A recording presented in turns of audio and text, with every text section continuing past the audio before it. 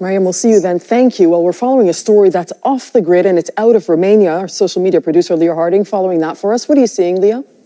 Well, Doreen, more than 50,000 people protested across many cities on Sunday in Romania against the government's plan to free prisoners. It was one of the largest anti-corruption rallies so far. Here are some pictures and video from it for you. The government says that it's trying to ease prison overcrowding by pardoning those convicted of certain types of corruption and shortening sentences to the elderly and those with children. The plans were unveiled earlier this month by the Social Democrat government.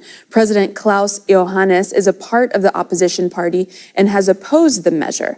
The premier in favor of the pardon said the protests had been politicized and criticized for the president since he was taking part in similar protests a week ago. These are pictures of the president. I've been speaking to many of you who've been at these protests, including Adrian here. He's a student in Bucharest. And I also was speaking to a young man named Ahlen who sent me this video explaining why he thinks these protests are so important.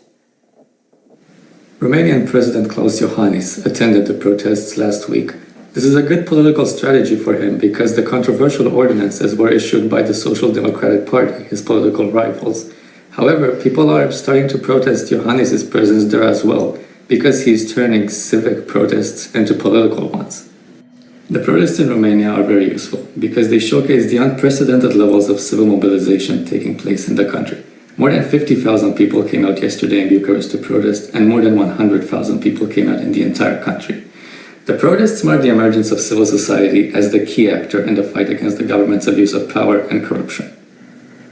Critics say the proposal to free prisoners would benefit party allies convicted of corruption. Romania's top prosecutor has criticized the plan. So has the European Commission, saying that it's concerned about the plan, saying Romania has a history of, quote, regular attempts to modify the laws incriminating corruption, often without consultation. The Ministry of Justice held a public debate on these two initiatives on Monday, though some reports say the media were not invited to attend. This is a story that was pitched to us from social media using the hashtag AJNewsGrid. You can use that hashtag too, or you can write to me directly at Leah Harding AJE. We would love to hear from you as these protests continue. Doreen? And I'll just remind you as well.